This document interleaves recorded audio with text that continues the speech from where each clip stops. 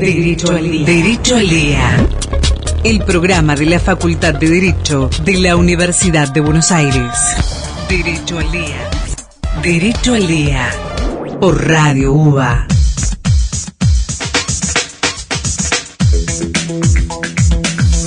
Buenas noches, empezamos así el programa de la Facultad de Derecho, Derecho al Día. Mi nombre es Juan Seda y estoy aquí acompañado por mi amigo, el profesor Leandro Vergara. ¿Cómo te va, Leandro? ¿Qué tal, Juan? ¿Cómo estás? Muy bien. Te propongo que hoy hablemos en nuestro ciclo de diálogos con docentes, profesores de nuestra casa de estudios, sobre temas de actualidad y temas vinculados a las materias de la Facultad de Derecho. Hay un tema que hace tiempo que no abordamos, que siempre tiene actualidad, siempre se va a necesitar un abogado para estos temas. Y bueno, no es del todo agradable, pero hemos traído a un docente que tiene la suficiente claridad y el suficiente sentido del humor como para abordar el tema en cuestión. En efecto, porque he sabido que hay temas que, bueno, no son esos famosos públicos de la corrupción, de aquí y de allá, pero resulta que hay temas que involucran las emociones más importantes del ser humano, es decir, la gente cuando se casa, la gente cuando se divorcia, la gente cuando reclama alimentos. Parece ser que los problemas más intensos desde el punto de vista emocional involucran justamente un área que se llama derecho de familia. Pero sin embargo, curiosamente, se dice por ahí que ninguna de estas áreas está propuesta en ninguna plataforma de ningún político, pese a que involucra cuestiones, digamos, capitales. Y el tema al que me refería, en realidad, es la segunda parte de familia, de la que nuestro invitado y amigo es experto, que es la del derecho de las sucesiones. Tema que, lógicamente, a nadie le gusta abordar, pero tiene una gran riqueza técnica. Así que yo ya pasaría a presentarlo a nuestro profesor amigo, aquí sentado en la mesa, Gabriel Roleri. ¿Qué tal? ¿Cómo te va? Buenas noches, Gabriel. Hola, Juan, ¿qué tal? ¿Cómo estás? ¿Qué tal, Leandro? ¿Cómo va todo? Muy bien, Gabriel es profesor regular de Derecho de Familia y Sucesiones en nuestra Facultad de Derecho. Facultad, y también es profesor titular de Derecho de las Sucesiones en Lomas de Zamora. Así es, sí. Acá antes de arrancar con las preguntas quizá técnicas, y antes de que venga la crítica, siempre hay un debate que los que estamos en Familia y Sucesiones nos quejamos de que la facultad le dedica un solo cuatrimestre a 2 materias. ¿Es así? Y es así, sí. De hecho, vos hablabas de la universidad, por ejemplo, como un ejemplo de la Universidad Nacional de Lomas de Zamora, y tiene una materia que es Derecho de Familia y Minoridad, y tiene otra que es Derecho de las Sucesiones, o sea que en realidad es anual, por denominarla de alguna manera, y nosotros la damos ni en un cuatrimestre, en 3 meses y medio. Recordá que empezamos el cuatrimestre para el 12 y terminamos para fin de noviembre. O sea que en realidad son 3 meses y medio de manera muy intensiva. Al dictarlo 3 veces por semana, la cantidad de... Si bien en este plan nuevo que se ha incorporado se le agregó, acordate, una hora y media más cátedra por semana, y eso ayudó un poco, pero siempre sucesiones es el patito feo de la materia, porque viste que tanta intensidad en familia y dejan sucesiones como para lo último, ¿no? Estaba el chiste, digamos, que es un tema que tiene actualidad, porque se muere gente, digamos, todos los días, ¿no? Sin dudas, se muere gente todos los días. Mi abuela Micaela siempre decía, se está muriendo gente que antes no se moría, decía, dentro de su ignorancia y gracia. Pero sí, siempre decimos lo mismo, ¿no? Cuando empezamos un curso de sucesiones decimos que para que haya...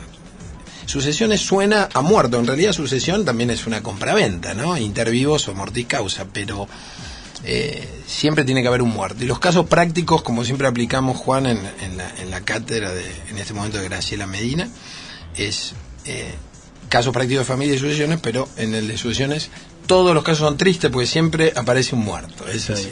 Te preguntamos, a ver, digamos, si podemos resumir, nosotros nos dedicamos a resumir porque es un programa de 1 hora finalmente, pero ¿cuáles son los principales problemas que se dan en las sucesiones? Bien, siempre decimos que cuando fallece una persona empiezan toda la problemática familiar, todos los resquemores, las envidias, los celos dentro de un ámbito familiar se desarrollan a partir del fallecimiento de una persona. Entonces es como que todas las asignaturas pendientes de las desigualdades propias de cualquier familia surgen a partir del fallecimiento de una persona. Entonces muere el padre y a lo mejor esos hijos que se mantenían medianamente unidos o no, empiezan con todos los reclamos de las diferencias que existieron en vida.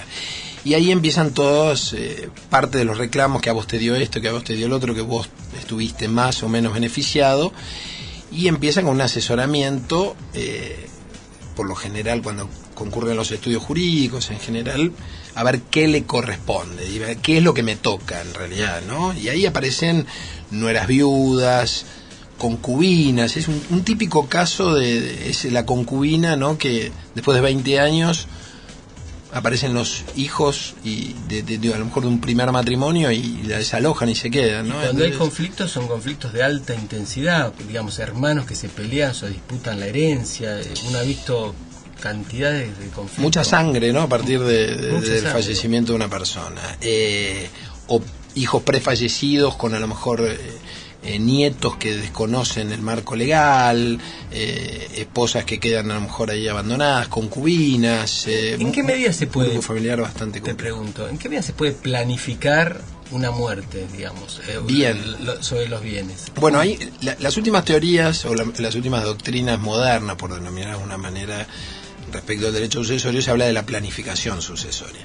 De hecho, el proyecto de código habla tangencialmente de una planificación sucesoria, y hasta se permite en el nuevo artículo 1010 hacer una especie de pacto de herencia futura. Si bien está prohibido en los pactos hacia el futuro, sí está permitida una planificación, sobre todo al incorporar la ley 14394, o sea, toda la indivisión hereditaria la incorporan al código, que es el típico caso de una empresa familiar, en donde la persona ve que al fallecer, quizás los hijos no están en el rubro, o a lo mejor uno se quedó con la historia familiar, supongamos telas, una tienda, una empresa, los otros dos hijos se desentienden y ve la posibilidad de que ante el fallecimiento esa empresa se destruya, porque lo que quieren a lo mejor es el dinero. Entonces se permite una planificación familiar o empresaria para que esa sea la fuente de recursos de por ejemplo, de la mujer, de la viuda, o puede ser de algún hijo que quede en mayor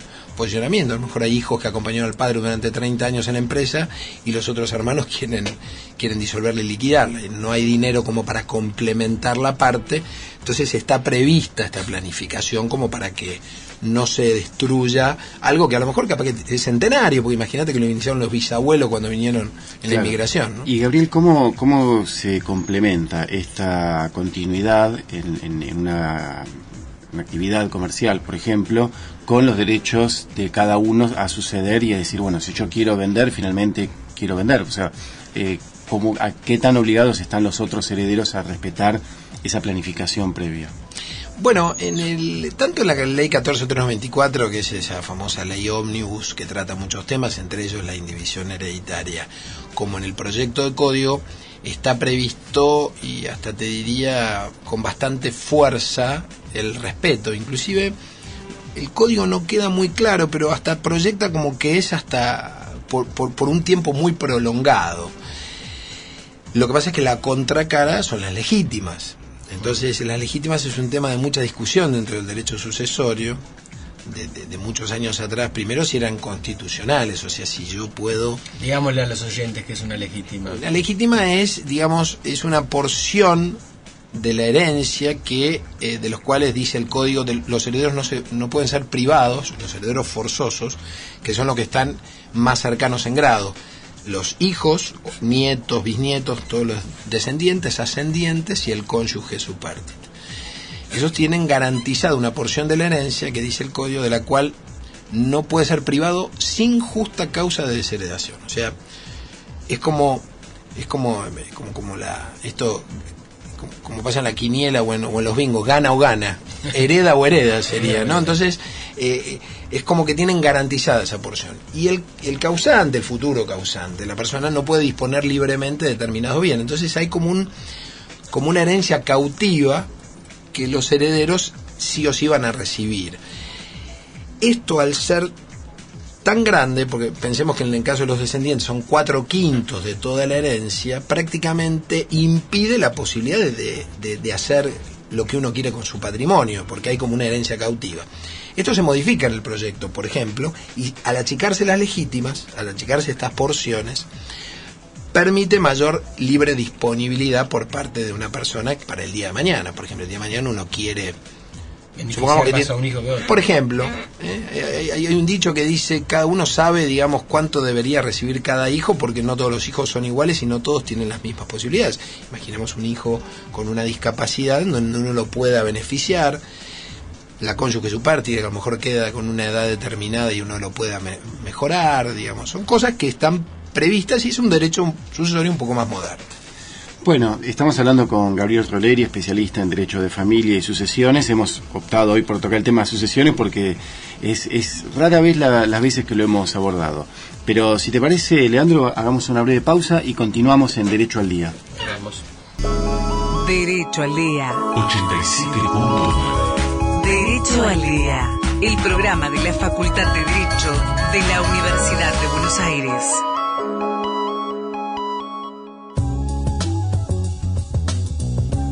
Bueno, seguimos en Derecho al Día con nuestro invitado de hoy, el profesor Gabriel Roleri, docente de Derecho de Familia y Sucesiones, profesor regular en la Facultad de Derecho y en la universidad también, profesor titular en la Universidad Nacional de Lomas de Zamora. Y Gabriel, nos hablabas al principio de la conflictividad de las familias y te quería preguntar por esa especie de sentido común que circula o que a veces les gusta a algunos familiares o buscan refugio en decir que los abogados somos los que hacemos pelear a la familia en las sucesiones. Caramba. Siempre, ¿no? Digamos, los que tenemos muchos años de terapia encima, siempre tratamos de ir a terapia para no buscar la culpa afuera. El tema es que, digamos, el tema concreto es que el abogado no es que está fomentando, porque el abogado no va en búsqueda del conflicto, sino que el conflicto ya está y hay que tratar de resolverlo. Y lo que sí, y eso siempre lo hemos dicho, Juan, en los años que hemos dado clases en la facultad, el abogado de familia y el abogado de derecho sucesorio, porque en realidad es el mismo abogado, sobre todo en temas tan afectivos, tiene que tener un perfil determinado y evidentemente tiene que ser mucho más comprensivo para poder resolver situaciones, y todo este ámbito pasional que existe en el derecho de familia, que a lo mejor no lo existe en otros derechos, tratar de enfriarlo y no, digamos, no echarle combustible al fuego, ¿no? Sino tratar de aplacarlo. ¿Cuáles son, Gabriel, esos posibles conflictos que mencionas? Los conflictos que se pueden llegar a dar, y creo que la mayoría son lo que hablábamos un poco antes, ¿no? Las desigualdades y todos estos rencores y resentimientos que vienen quedando con el tiempo y que explotan en el momento en que muere el pater familia, por decirlo de alguna manera, ¿no? Que muere el cacique, y ahí ya al no estar el cacique es un poco un descontrol generalizado, ¿no? Y terminan, creo que canalizando los problemas personales por medio de los bienes. Lo mismo que pasa, creo, en derecho de familia cuando hay una ruptura de un vínculo y la canalización son los hijos, ¿no? Entonces tratan de derivar la problemática de un conflicto matrimonial y la excusa son los hijos. Me parece que acá la excusa son los bienes, y por más de que uno entregue todo, me parece que lo que hay es un trasfondo de una bronca personal. Hace un momento te preguntábamos sobre la porción disponible, la porción legítima. Leandro bien te señalaba un poco la falta de tradición que tenemos en la Argentina en testar, ¿no? En hacer testamento. ¿Por qué pensás que hay pocos testamentos, pocas sucesiones testamentarias? Bueno, hay varias razones. En primer lugar, que el testamento a la vista de... Habría que hacer... Ya tenemos un trabajo de investigación para hacer, ¿eh? ¿Qué piensa la gente del testamento? Creo que el testamento está considerado como algo de una clase social determinada. En primer lugar, hay como un tufillo de testamento, tiene que ser quizás la clase media alta. Hay que tener bienes. Hay que tener bienes. Claro, hay que tener bienes y hay que tener males también, las dos, para derivarlo. Y después el otro tema también es el tema de las legítimas. Al tener una porción disponible tan acotada, un quinto, por ejemplo, en el caso de los descendientes, es muy raro que alguien pueda llegar a desarrollar un testamento bajo esas modalidades. Siempre se vio como acá hay una tradición familiar muy fuerte y siempre se vio como una especie de traición a la familia beneficiar a alguien, y me parece que es un uso y costumbre. Entonces las legítimas altas, sumado a la falta de cultura y a considerar que el testamento pertenece a una clase social determinada, eso hace que haya pocos testamentos. Bueno, yo quiero recordar que nuestra Universidad de Buenos Aires, muchos de los inmuebles que tiene la Universidad de Buenos Aires, muchos, entre ellos varios campos, Ajá. son bienes que han sido testados a favor de la universidad con un destino, son legados con destinos determinados, y son patrimonio de la universidad. Claro que bueno, no son esa gente rica que no tenía hijos y que, en fin. Bueno, la quinta presidencial, ¿no? Es un caso, creo, es un legado que se ha dado por un tiempo determinado con cargo, creo, también de la familia Villate, creo en su momento, alguna vez he leído, y hay muchas historias respecto a familias que han dejado. Yo entiendo que es un legado con cargo, porque en algún momento la familia, en la época de Juan Perón y Eva Perón, que no vivían ahí, sino que vivían en donde estaba la Biblioteca Nacional, la familia pidió la restitución del legado por la falta de cumplimiento del cargo, por lo cual el matrimonio presidencial de aquella época, ¿no? Hizo como una simulación de que a veces cada tanto iban al lugar y que lo habitaban. Ajá. Pero estuvo en riesgo. Lo que yo no sabía era que era por un tiempo determinado. Creo que me parece que sí. Yo no sé si un tiempo determinado, porque los cargos pueden ser, digamos, o puede ser a plazo, cargo o condición. Yo no sé si a lo mejor el cargo era precisamente que habiten ahí, pero habría que ver, ¿no? Qué lindo, interesante. Ya tenemos trabajo también. Mirá todas las cosas que han salido para investigar. Estamos volviendo, Gabriel, antes del corte. Quisiera preguntarte, o por lo menos dejarte abierto el interrogante, después lo podemos continuar en la segunda parte. Pero esta idea del testador o del causante, la persona que fallece y sobre cuyos bienes se abre la sucesión, su influencia luego de la muerte, ¿no? Cómo está la mano del testador, la mano desde el más allá, sigue teniendo influencia. Y uno de los temas que siempre nos plantea es la validez de los fideicomisos, ¿no? Que se plantean en las sucesiones, porque realmente de un fideicomiso puede surgir que un bien no se pueda disponer, o que haya todo un emprendimiento que continúe, o una administración dentro de la administración, dispuesto por el causante. Bien. Bueno, lo que hablamos recién un poco, ¿no? Esta novedad o estas doctrinas modernas de la planificación sucesoria, en donde el causante no esté solamente limitado precisamente por esa porción disponible. Se crea una figura del fideicomiso, que el fideicomiso es una figura general. El fideicomiso testamentario es una especie del fideicomiso, y que te diría relativamente nueva. Para los que tenemos muchos años, todo lo nuevo tiene 10, 15 años. El límite del fideicomiso, que es esta planificación en donde existe, bueno, un fiduciario, un fideicomisario, un beneficiario, digamos, una figura que daría mucho para hablar. En realidad, el límite que tiene ese fideicomiso es precisamente esta legítima, porque si no, lo que haríamos mediante un fideicomiso sería una figura que vulneraría precisamente esta posibilidad de disponer libremente del patrimonio de una persona. Recordemos que nuestro Código Civil habla de que el heredero es propietario, acreedor y deudor desde el momento de la muerte. Por lo tanto, en el momento que la persona muere, yo ya soy el dueño de esa herencia. Si el mismo causante testador, o por denominarlo testador futuro causante, para denominarlo de alguna manera, planifica esa herencia y evidentemente le pone ciertos requisitos a la libre disponibilidad de su patrimonio, estamos en presencia de una limitación, pero la idea de ese fideicomiso es que traiga beneficios, no perjuicios. Una nota de color, yo no sé si fue Bill Gates, que tiene ya el testamento hecho, creo que al hijo le deja, no sé si 5 o 10 millones de dólares, como que con eso está bien. El resto de todo el tremendo patrimonio que tiene ya está recontra. Le dejó un vuelto como para que se largue. Bueno, pasamos entonces a hacer una breve pausa, noticias, y seguimos luego en Derecho al Día. 87.9 87.9 Derecho al Día por Radio UBA. Bueno, seguimos en Derecho al Día, el programa de la Facultad de Derecho. Iniciamos la segunda parte Y hoy, Leandro, tenemos como invitado a Gabriel Roleri, profesor de nuestra Facultad de Derecho de Familia y Sucesiones. Gabriel, nos hablabas hace un momento sobre esta dificultad a veces de evitar las pasiones familiares alrededor de la discusión por los bienes. ¿Cuáles son los bienes que en general los familiares se disputan más? ¿Por qué cosas se pelean los familiares en las herencias, en las sucesiones? Yo creo que siempre se pelea más por el bien que cada uno se quiere quedar.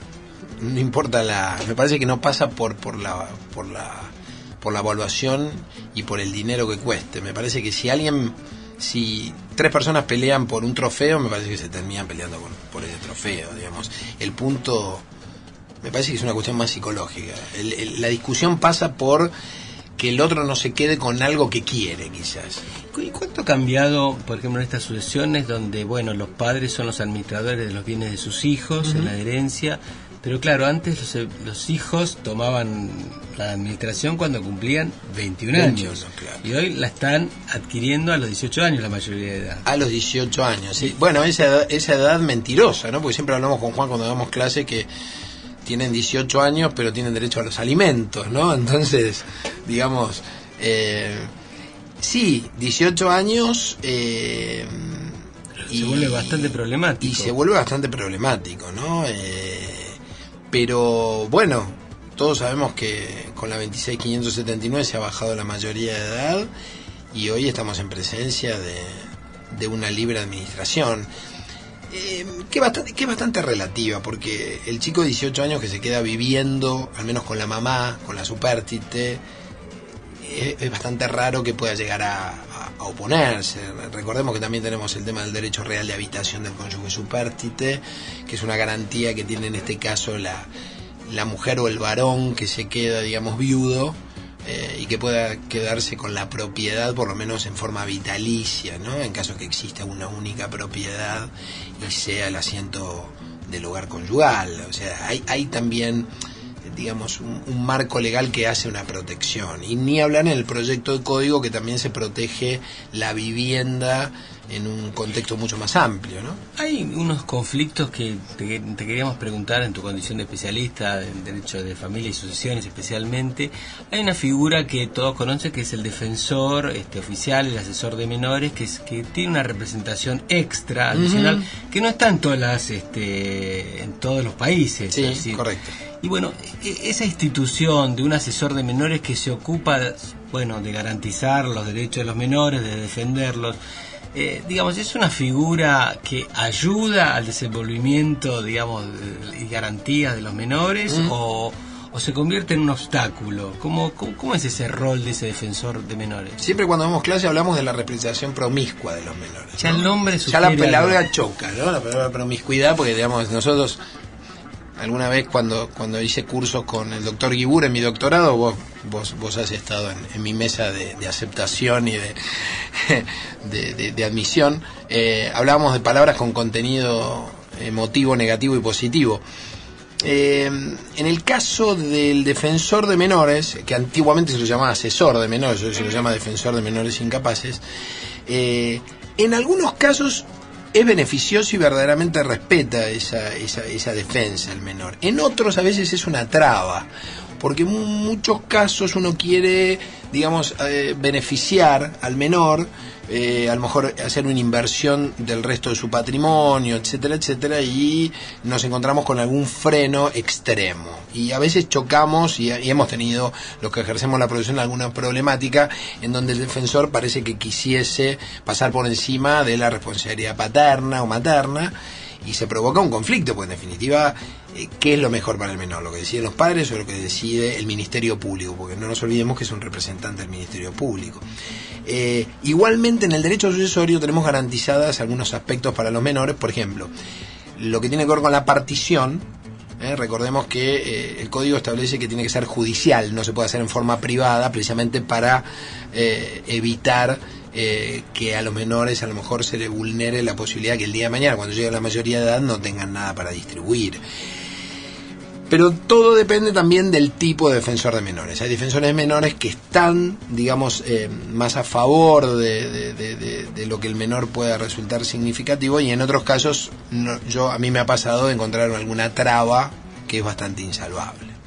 Gabriel, incorporás acá la participación del Estado a través del Ministerio Público, el asesor de menores, pero te voy a introducir en otro conflicto o debate histórico vinculado a la participación del Estado en las sucesiones, y es el polémico impuesto a las sucesiones. El impuesto a las sucesiones, que no lo tenemos en Capital, pero sí en la provincia de Buenos Aires. Ese impuesto se sacó en la época del Proceso por una sucesión famosa de un exministro de Economía, que aparentemente un día para el otro dijo: ¿cuánto me sale esta sucesión? Se sacó y dejó de estar, ¿no? El ministro empezaba con Martínez y terminaba de Oz. Empezaba con... Sí, no sé si era un mago de Oz, pero sí, es real. Y a partir de ahí nunca más se aplicó. ¿Cuál es el problema que tiene el impuesto, lo que se llama el impuesto a la sucesión, o el impuesto, lo que se llama el impuesto a la transmisión gratuita? La sucesión hoy por hoy termina siendo muy, muy cara, porque entre los honorarios, las tasas de justicia, la distribución de los bienes, si le agregamos mayores cantidades de impuestos, prácticamente una persona va a recibir el bien. Esto es como cuando uno gana, viste que ganaste el loto, ganaste 7 millones y en realidad recibís 1, pues te va todo en impuestos. Sí. Y si a eso le agregamos que la partición en vida, mediante la distribución en donaciones, trae un título imperfecto, como todos sabemos, respecto a la imposibilidad de que esa donación pueda estar en el mercado. Acordate que por la acción repersecutoria del 3955 del Código Civil, en donde, para explicar un poco a la gente, esa donación, hasta que no transcurra los 10 años desde el fallecimiento de una persona, puede ser perseguida hasta el último adquirente. O sea que si yo adquiero una propiedad que viene de donación en donación, los escribanos siempre tienen ese gran temor a que ese título termine siendo imperfecto. Entonces yo no puedo distribuir en vida.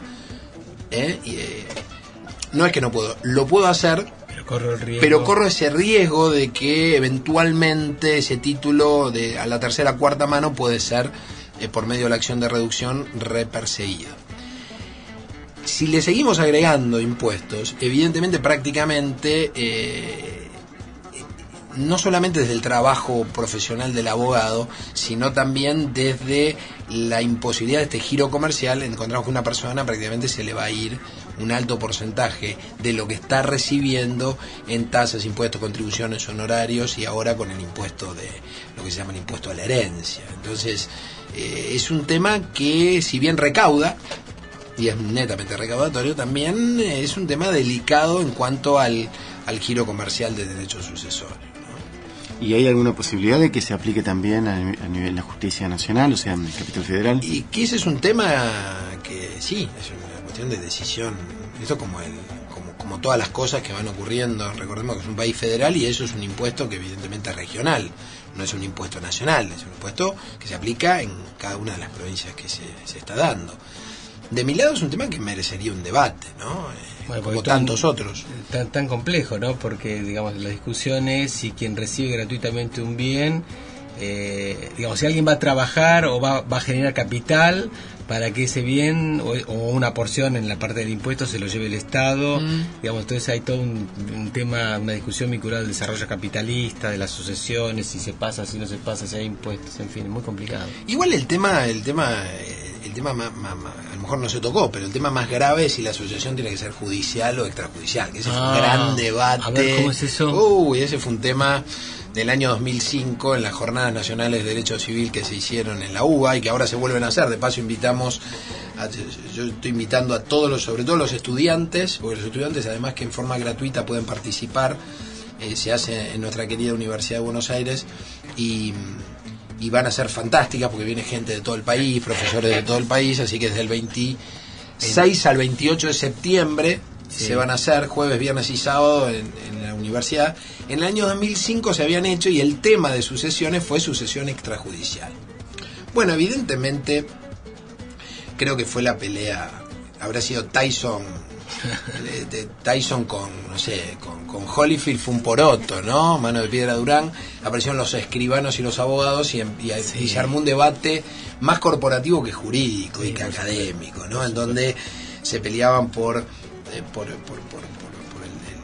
dueño de la sucesión. Entonces se plantearon temas muy interesantes de debate, pero que terminó en una discusión más que nada corporativa, en hacer una sucesión que no pase por el Poder Judicial, sino que se puede hacer, sobre todo cuando no hay determinados requisitos, que no hay ningún tipo de problema y conflictos legales, vía notarial. Entonces ahí ustedes, como son abogados igual que yo, y lo sentimos, donde hay una posibilidad remota de perder nuestro trabajo, automáticamente saltamos cual leona defienda a sus cachorros, ¿no? Acordate, Gabriel, que igual es el programa de la Facultad de Derecho y también tenemos escribanos, amigos. Y por supuesto, nuestros queridos notarios, sí, ya lo creo.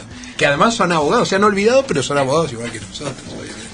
Bueno, vamos a hacer entonces la última pausa del programa y seguimos con Gabriel Roleri en Derecho al Día. Seguí en Radio UBA. Ingresamos al último bloque de Derecho al Día, el programa de la Facultad de Derecho, con Gabriel Roleri, profesor de Derecho de Familia y Sucesiones. Gabriel, nos dijiste al principio de la dificultad que es llevar adelante dos materias conjuntas, como es familia y sucesiones, tan complejas aparte, pero quisiera preguntarte por la reacción de los alumnos ante una materia que siempre fue vista como un poco un filtro. Uy, sí, así lo llaman, ¿no?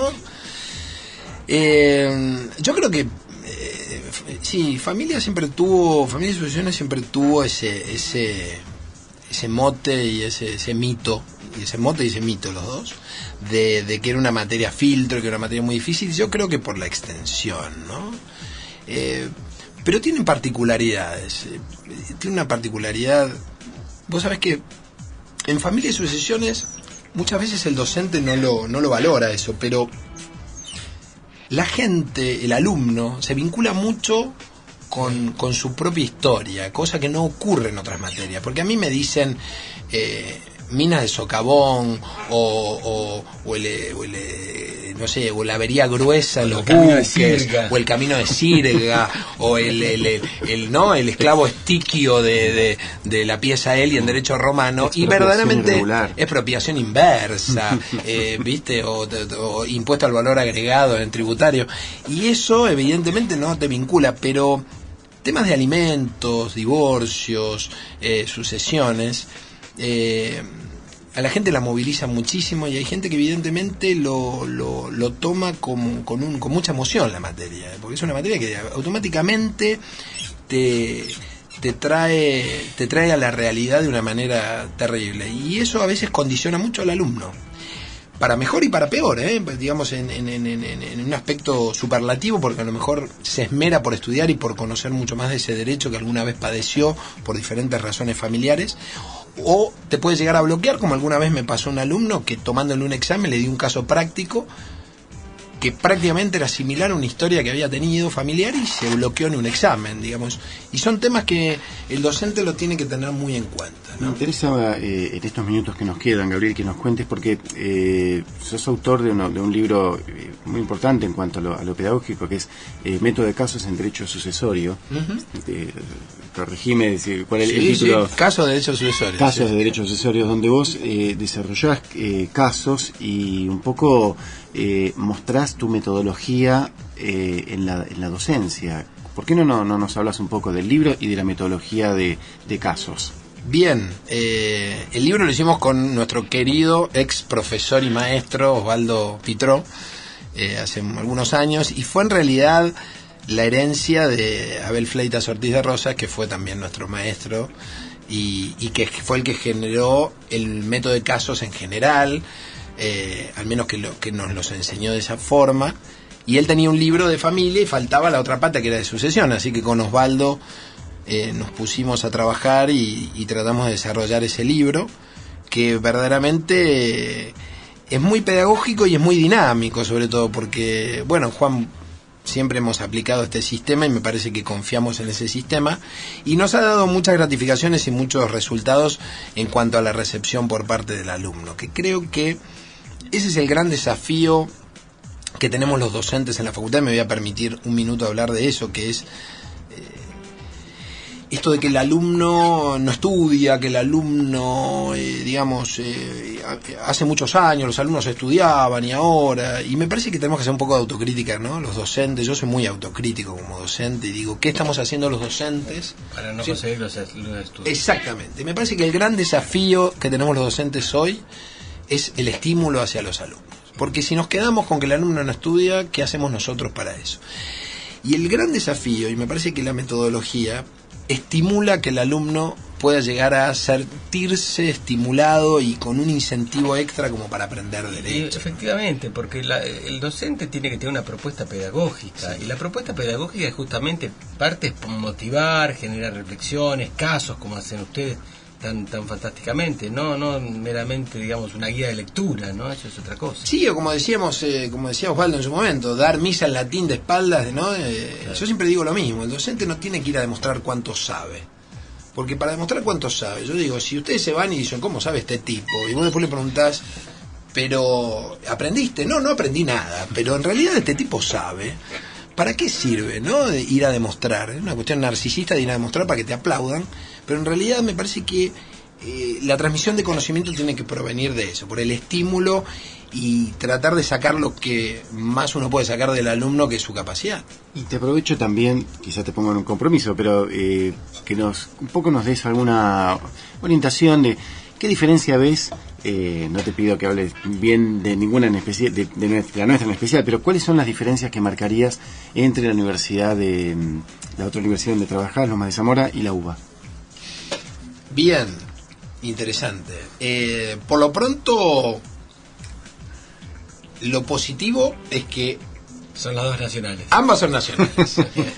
Ambas son nacionales, pero con una particularidad, que el lugar donde se encuentra ubicada la Universidad de Lomas de Zamora es una universidad que verdaderamente es muy inclusiva y recibe gente, quizás por el lugar donde se encuentra ubicado, de otra condición social, y está haciendo todo lo posible precisamente por darle muchísima jerarquía a esa universidad.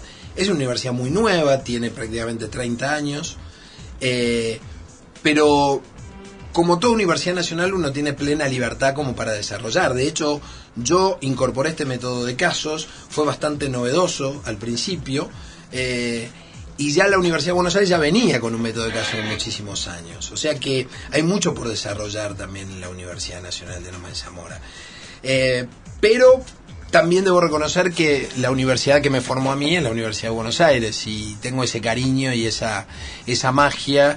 Y sobre todo ahora que acaba de entrar mi hijo a cursar la carrera de Derecho también, me traspola y hay una magia muy especial. Yo creo que la UBA a mí me ha dado una educación y una magia que es algo...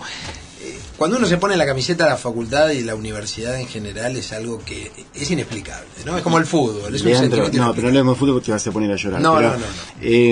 Leandro, para terminar con un toque emotivo, como bien iniciaste, le preguntaría a Gabriel si te animarías o te gustaría que tu hijo fuera alumno tuyo. Que si fuese alumno, desde ya que no. No. Bueno. Pero no, por una cuestión de que evidentemente es como el médico que opera a un paciente, digamos, hay cosas que hay incompatibilidades. Ya me conformo con que sea, por ejemplo, alumno tuyo y de Leandro, ya lo voy a derivar para que lo sometan. Con mucho gusto. Bueno, Leandro, Gabriel... Y mis dos hijas también espero que estudien en la Universidad de Buenos Aires la carrera que quieran, ¿no? Pero también... Bueno, ha sido un gusto realmente contar con tu presencia. Hace tiempo que te debíamos la invitación y bueno, muchas gracias por haber venido. Bueno, gracias a ustedes y bueno, cuando quieran nos volvemos a juntar. Bueno, nos despedimos en otro programa de Derecho al Día. Hasta el próximo miércoles a las 8 de la noche. Derecho al Día 87.9. Derecho al Día, la Facultad de Derecho de la Universidad de Buenos Aires en Radio UBA. Radio UBA 87.9, la radio de la Universidad de Buenos Aires.